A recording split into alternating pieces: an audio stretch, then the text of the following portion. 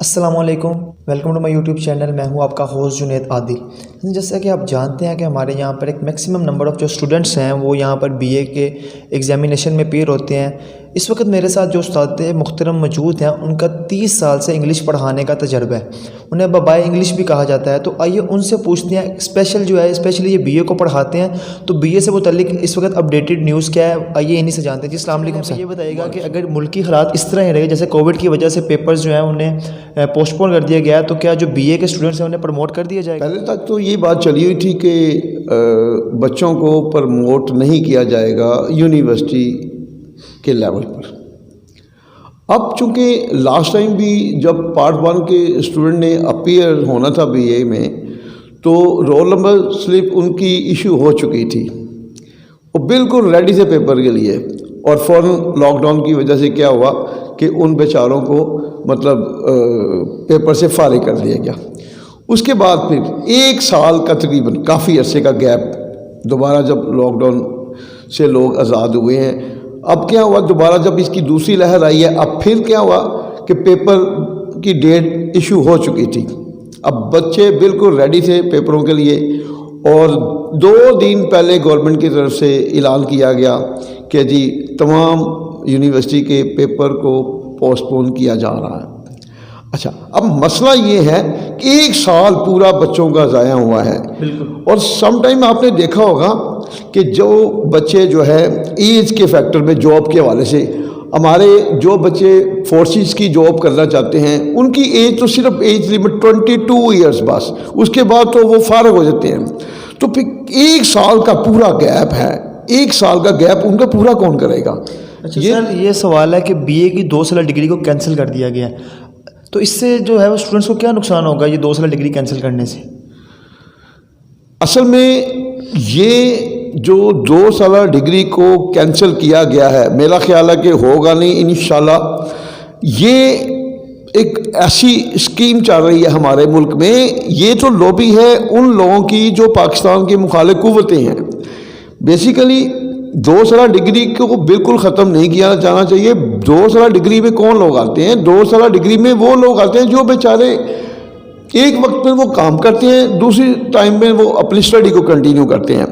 اب یہ ہے کہ کبھی بھی ایسا نہیں ہو سکتا کہ غریب آدمی جو ہے، جو اپنے ماں باپ کا سہارا ہے، جو اپنے ماں باپ کو سپورٹ کرتا ہے، جن کے ماں باپ کی فائنانشیل پوزیشن سٹرونگ نہیں ہے، وہ بیچارہ پہلے کام کرتا ہے، پھر اپنا ہے کہ بی اے کی ڈگری ختم کر رہے ہیں۔ اس طرح تو کوئی بھی بچہ جو ہے وہ آگے آ ہی نہیں سکے گا۔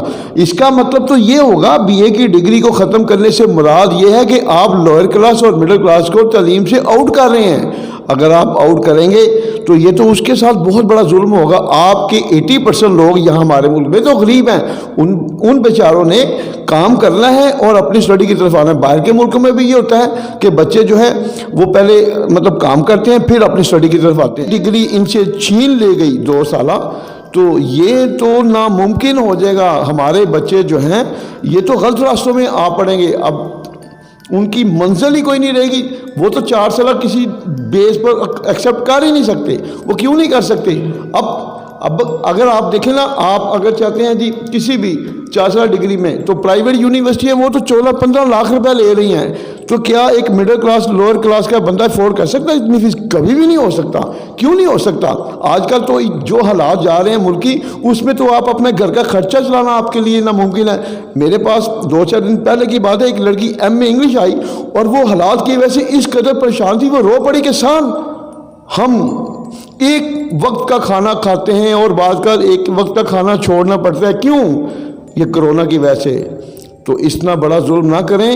دیکھیں، جن لوگوں نے پڑھنا ہے انہوں نے محنت کرنی ہے تو اپنی اسٹڈی کی طرف آنا ہے، ادروائز 4 سال تو کسی بھی صورت میں وہ افورڈ کر ہی نہیں۔ جو امپورٹنٹ کوسچن ہے کہ اگر جو پیپرز ہیں وہ کینسل نہیں ہوتے یا وہ ٹریڈیشنل نہیں لیتے ادارے والے، یا اسے جو ہے وہ آن لائن بھی نہیں لیتے، تو کیا بچوں کو پروموٹ کر دیا جائے گا؟ بی اے کے جو اسٹوڈنٹس ہیں انہیں پروموٹ کیا جائے گا؟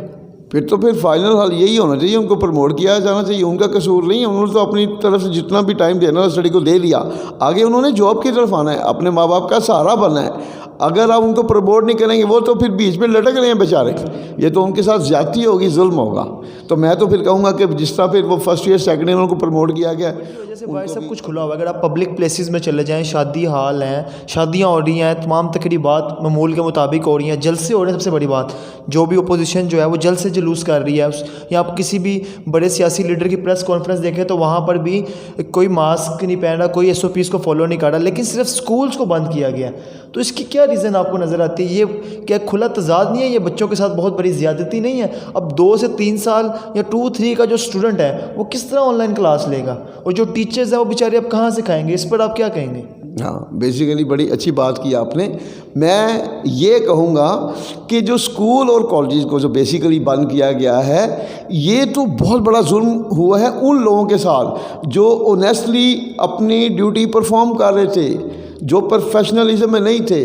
اب مسئلہ یہ ہے کہ ان کے گھر کے چولہے جو ہیں وہ بند ہو گئے ہیں, کہ وہ کہاں سے اپنے بچوں کو سپورٹ کریں گے, کیسے وہ کھلائیں گے؟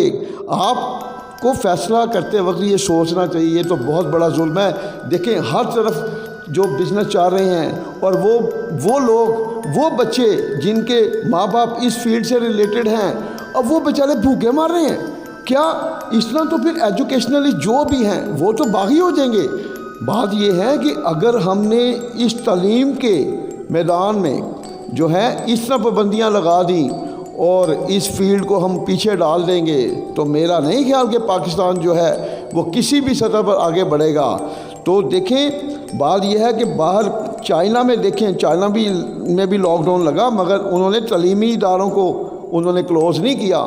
تو یہ تو خدا کا خوف کریں آپ تو ان لوگوں کو جو ہے اس تعلیم کے نظام سے باہر پھینک رہے ہیں.